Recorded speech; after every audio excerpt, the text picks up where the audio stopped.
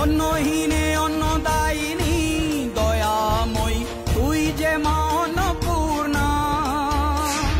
সন্তান স্নেহে তুই মা যেন কল্যাণী সম্পূর্ণা। তোর কথা যেন মন্ত্রোচ্চারণ, বজ্র সম কঠিন অনুশাসন। ধৈর্যের সর্বংসহা পৃথিবী, ধর্ম ও ন্যায়ের প্রতিচ্ছবি।